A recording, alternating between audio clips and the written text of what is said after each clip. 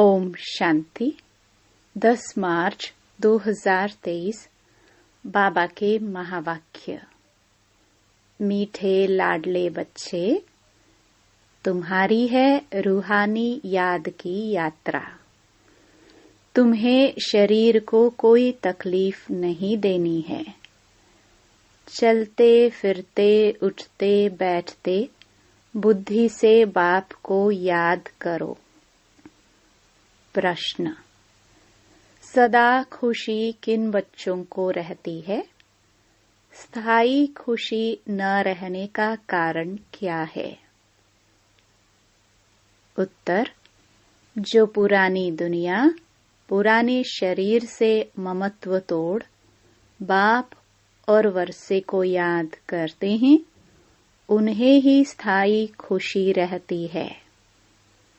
जिनकी याद की यात्रा में माया के तूफान आते, अवस्था ठंडी हो जाती, उनकी खुशी स्थायी नहीं रहती। दूसरा, जब तक भविष्य राजाई इन आंखों से नहीं देखते हैं, तब तक खुशी कायम नहीं रह सकती।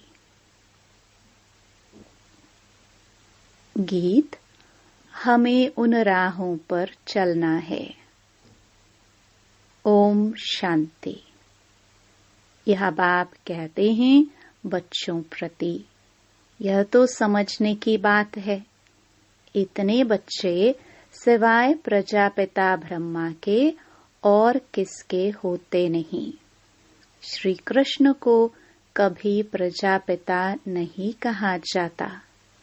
नाम गाया हुआ है न, प्रजापिता ब्रह्मा। जो होकर गए हैं वह इस समय प्रेजेंट है। तो प्रजापिता ब्रह्मा की संतान ब्रह्मा कुमार कुमारियां ढेर हैं। यह है प्रजापिता ब्रह्मा की औलाद। तो जरूर प्रजापिता ब्रह्मा का भी कोई बाप होगा ना। बच्चे जानते हैं हमारा दादा परमपिता परमात्मा शिव है। वह अब नई दुनिया रच रहे हैं, अर्थात पुरानी दुनिया को नई बना रहे हैं। इस पुरानी दुनिया में यह तन भी पुराने हैं। नई दुनिया में सतो प्रधान नए तन होते हैं। वह कैसे होते हैं? देखो इन लक्ष्मी नारायण को। यह है नई दुनिया के नए तन। इन्हों की महिमा भारतवासी जानते हैं। यह स्वर्ग, नई दुनिया, नए विश्व के मालिक हैं। नई दुनिया जो थी वह अब पुरानी है। 84 जन्म लेने पड़ते हैं ना। इनका भी पूरा हिसाब है। कौन पूरे 84 जन्म लेते हैं? सब तो नहीं लेते। 84 जन्म सिर्फ वही लेते हैं जिनका आदि से अंत तक पाठ है। जो पहले इस सृष्टि पर थे, हर एक बात लाडले बच्चों को धारण करनी है। यहाँ कोई मनुष्य को नहीं समझाते। यह तो निराकार परमपिता परमात्मा मनुष्य तन में बैठ समझाते हैं। बलिहारी उनकी है। वह नहीं समझाते तो हम कुछ भी नहीं जानते। हम तो बिल्कुल तुच्छ बुद्धि थे।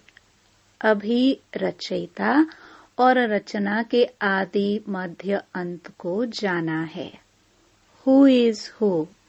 इस बेहद ड्रामा में सबसे मुख्य पाठधारी कौन कौन है? यह अविनाशी बना बनाया ड्रामा है। गाते भी हैं, बनी बनाई बन रही।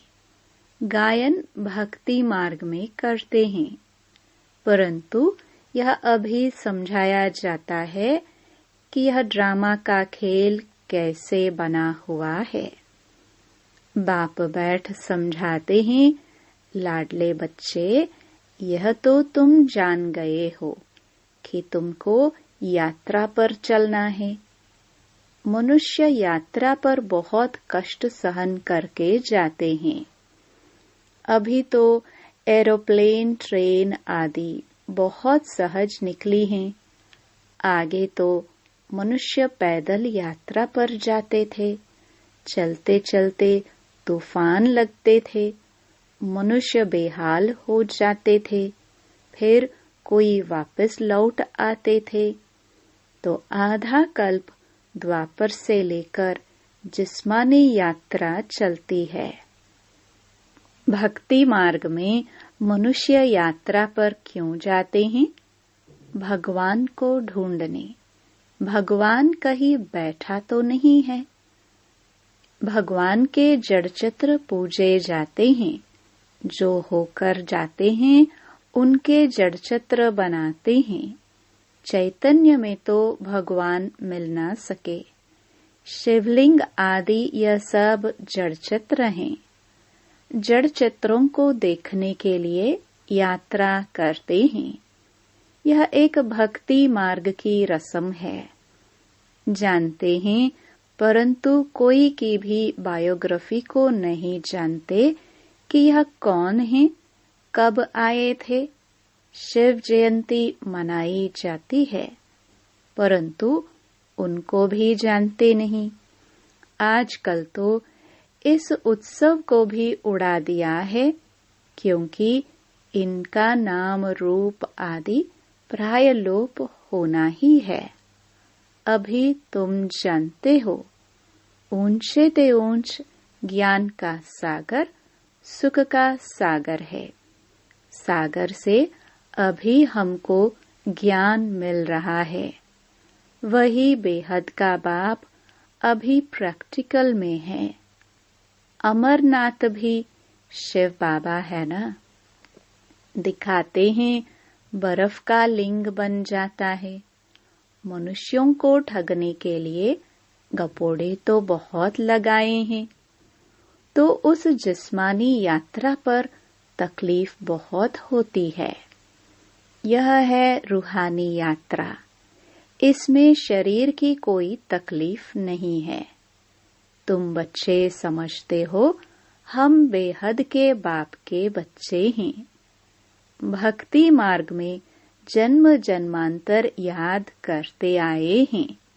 अब स्मृति आई है। बाप कहते हैं, तुम 63 जन्म ढूंढते ढूंढते उतर गए। पहले एकदम कड़ी नवधा भक्ति करते हैं, फिर भी दुनिया को तमो प्रधान तो जरूर होना है। झाड़ वृद्धि को पाता है जरूर। एक भी मनुष्य वापस मेरे पास आ नहीं सकते। नाटक में सबको अपना पार्ट बजाना है। सतो रजो तमो में आना है। नंबर 1 का ही मिसाल लो। नंबर 1 लक्ष्मी नारायण सतो प्रधान थे, अब तमो प्रधान हैं, जिसमें ही फिर शिव बाबा ने प्रवेश किया है, क्योंकि इनको ही फिर नंबर 1 बनना है। फिर प्लस में माँ को रखते हैं। माताओं को लिफ्ट देनी होती है। पहले लक्ष्मी, फिर नारायण। माताओं का नाम ऊंचा किया जाता है। माता सदैव पतिव्रता होती है। पुरुष कभी पतिव्रता नहीं होते हैं। वंदे मातरम कहा जाता है। इस समय तुम बाप के बने हो, तो तुम हो जाते हो ब्रह्मा कुमार कुमारी। माता गुरु बिगर कभी किसका उद्धार होता नहीं। गुरु तो बहुत ढेर के ढेर हैं, फिर भी कलयुग घोर अंधियारा हो गया है। कितने गुरु गोसाई हैं। कहाँ कहाँ हरिद्वार आदि में उन्हों के मंदिर बने हुए हैं। नहीं तो वास्तव में मंदिर उसको कहा जाता है जिसमें देवताएं होते हैं। सन्यासी लोगों का कभी मंदिर नहीं होता है। मंदिरों में तो देवताएं ही रहते हैं, क्योंकि उन्हों की आत्मा और शरीर दोनों पवित्र हैं। इन महात्माओं की भल आत्मा पवित्र है, परंतु शरीर पवित्र मिल नहीं सकता, क्योंकि तत्व भी तमो प्रधान है। अभी तुम देवता बन रहे हो। बनाने वाला है परमपिता परमात्मा। यह है सतो प्रधान संन्यास, वह है रजो प्रधान संन्यास।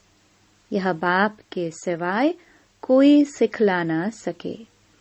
तो बाबा ने समझाया है कि वह है जिस्मानी यात्रा, यह है रूहानी यात्रा। इसमें कर्मेंद्रियों का कोई काम नहीं, कुछ भी तकलीफ की बात नहीं है, बहुत सहज है।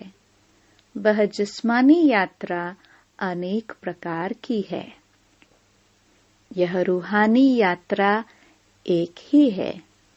यह है राजाई के लिए यात्रा। यह लक्ष्मी नारायण का चित्र सामने खड़ा है। दुनिया थोड़े ही जानती है कि इन्होंने यह राजयोग की यात्रा कर यह पद पाया है। तुम बच्चे जानते हो इन्होंने यह प्रारब्ध कैसे पाई। कोई ऊपर से नई आत्माएं तो नहीं आई जिनको भगवान ने राजाई दे दी, नहीं, इन्हों को पुराने से नया बनाया हुआ है, जिसको रिज्यूनेट व काया कल्पतरु कहा जाता है।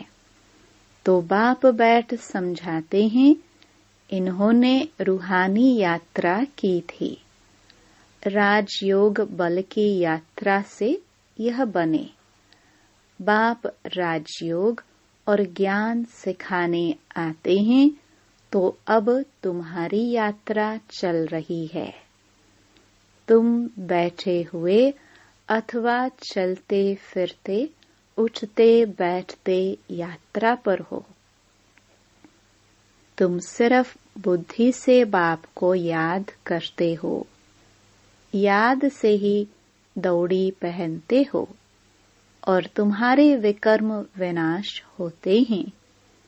जितना जल्दी विकर्म विनाश होंगे, उतना जल्दी बाप के गले का हार बनेंगे। तुम अब वह 4 धाम आदि नहीं करते हो, वह सब भक्ति मार्ग के जिस्मानी तीर्थों पर जाए, वहां से फिर लौट आकर घर में विकर्मी बनते हैं। जितना समय यात्रा पर रहते हैं, उतना समय निर्विकारी रहते हैं। आजकल तो हरिद्वार में जाकर देखो, पंडे लोग बड़े गंदे रहते हैं। लोग यात्रा पर जाते हैं तो पवित्र रहते हैं, और वहां के रहवासी पंडे लोग अपवित्र रहते हैं। तुम्हारी यात्रा कितनी स्वच्छ है। कुछ भी धक्का आदि नहीं खाना है। बाबा कहते हैं, लाडले बच्चे, उठते बैठते चलते फिरते सिर्फ मुझे याद करो। यह आत्माओं से बात कर रहे हैं। आत्मा इन ऑर्गन्स द्वारा सुनती है। आत्मा मुख से बोलती है, आंखों से देखती है। आत्माएं इन आंखों से दिखाई नहीं पड़ती, न परमात्मा दिखाई पड़ता। दोनों को दिव्य दृष्टि बगैर देखा नहीं जा सकता है। समझा जाता है, तब कहते हैं, हमारे में आत्मा है। हमारी आत्मा दुखी है। हमारी आत्मा एक शरीर छोड़ दूसरा जाकर लेती है। आत्मा बोलती है ना। परमात्मा भी आत्मा से बात करते हैं। हे लाडले बच्चे, आत्माएं, अब तुमको मेरे पास आना है। मैं तुमको यात्रा सिखलाता हूँ। तुम पवित्र बनने सिवाय मेरे पास आ नहीं सकते हो। आत्मा पवित्र है। पहले पहले आत्मा सतो प्रधान है, फिर सतो रजो तमो गुणी होती है। शरीर भी सतो रजो तमो होता है। सतो प्रधान को गोरा, तमो प्रधान को सांवरा कहा जाता है। कितनी समझ की बात है। तुम जानते हो, आत्मा और परमात्मा अलग रहे बहुकाल, अब आकर फिर मिले हैं। मनुष्य मनुष्य के साथ मिलेंगे, आत्मा आत्माओं के साथ मिलेगी, परमात्मा भी वहां मिलेंगे। आत्मा और परमात्मा दोनों का साक्षात्कार दिव्य दृष्टि से होता है, क्योंकि वह अति सूक्ष्म है, स्टार है। अब कोई भी साइंस घमंडी नहीं जो कह सके आत्मा की प्रवेशता कैसे होती है। इन बातों का उनको बिल्कुल पता नहीं है। मोस्ट बिलवड बाप है। भक्ति मार्ग में आधा कल्प भक्त भगवान को याद करते हैं। ऐसे नहीं कि सब भगवान हैं। सब भगवान हो तो भक्त आराधना, वंदना, साधना क्यों करते? किस लिए करते? सभी मुक्ति, जीवन मुक्ति चाहते हैं, क्योंकि यहाँ दुखी हैं। चाहते हैं शांति हो, परंतु विचारों को यह पता नहीं है कि शांति धाम किसको कहा जाता है, मुक्ति कहाँ होती है, यह भी नहीं जानते। कहने मात्र सिर्फ कह देते हैं कि पार निर्वाण गया, जानते कोई भी नहीं है। अब तुम बच्चे यात्रा पर हो। बाप कहते हैं, बच्चे संभल संभल कर चलना है। तूफान तो बहुत आएंगे, तुम याद करने की कोशिश करेंगे, माया बुद्धि योग तोड़ देगी, फिर वह अवस्था ठंडी हो जाती है, खुशी का पारा हट जाता है। नहीं तो खुशी का पारा स्थायी रहना चाहिए। इन आंखों से वह राजाई देखते हैं तो खुशी कायम रहती है। यहाँ तुम बुद्धि योग से जानते हो कि राजाई मिलती है। राजाई के लिए हम पढ़ रहे हैं। इन आंखों से नहीं देखते हो, इसलिए माया घड़ी घड़ी भुला देती है। बाबा कहते हैं, गृहस्थ व्यवहार में रहते हुए कमल फूल समान रहो। पुरानी दुनिया, पुराने शरीर, सबसे ममत्व तोड़ते जाओ। एक बाप को याद करो। पहले तुमको बाप के पास जाना है, फिर नई दुनिया में आना है। बाप और वर्षे को याद करो, फिर जब हम यहाँ आएंगे तो वह होगी प्रारब्ध, उसको याद नहीं करेंगे।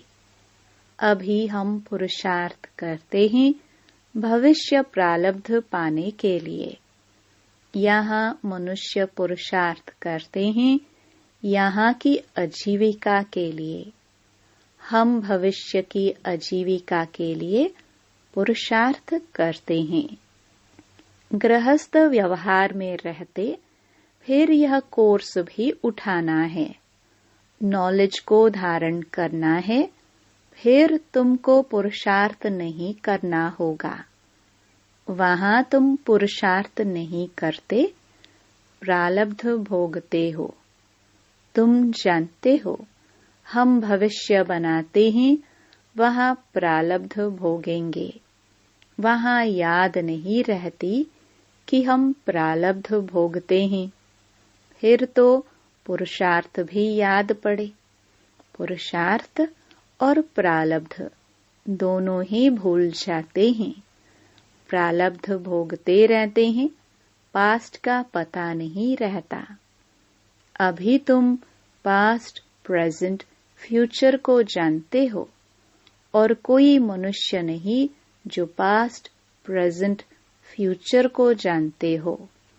इसको कहा जाता है त्रिकालदर्शी। बाबा ने रूहानी यात्रा और जिस्मानी यात्रा का कॉन्ट्रास्ट भी अच्छी रीति समझाया है। जिस्मानी यात्रा जन्म जन्मांतर करते आए। यह रूहानी यात्रा है एक जन्म की। स्वर्ग में जाएंगे, फिर लौटकर इस मृत्यु लोक में आना नहीं है। अच्छा, मीठे मीठे सिखलदे स्वदर्शन चक्रधारी बच्चों प्रति माता पिता बाप दादा का याद प्यार और गुड मॉर्निंग। रूहानी बाप की रूहानी बच्चों को नमस्ते। धारणा के लिए मुख्य सार। पहला, सतो प्रधान संन्यास से आत्मा और शरीर दोनों को पवित्र बनाना है। पुरानी दुनिया और पुराने शरीर से ममत्व तोड़ देना है। दूसरा, त्रिकालदर्शी बन पास्ट, प्रेजेंट, फ्यूचर को बुद्धि में रख पुरुषार्थ करना है। नॉलेज को धारण कर स्थायी खुशी में रहना है। वरदान, पुराने हिसाब किताब को समाप्त कर संपूर्णता का समारोह मनाने वाले बंधन मुक्त भव। इस पराये देश में जब सभी बंधन युक्त आत्मा बन जाते हैं, तब बाप आकर स्वरूप और स्वदेश की स्मृति दिलाकर बंधन मुक्त बनाए स्वदेश में ले जाते हैं और स्वराज्य अधिकारी बनाते हैं। तो अपने स्वदेश में चलने के लिए सब हिसाब किताब के समाप्ति का समाप्ति समारोह मनाओ। जब अभी यह समारोह मनाएंगे, तब अंत में संपूर्णता समारोह मना सकेंगे। बहुत काल के बंधन मुक्त ही बहुत काल के जीवन मुक्त पद को प्राप्त करते हैं। स्लोगन, अपने उमंग उत्साह के सहयोग और मीठे बोल से कमजोर को शक्तिशाली बना देना ही शुभ चिंतक बनना है। ओम शांति।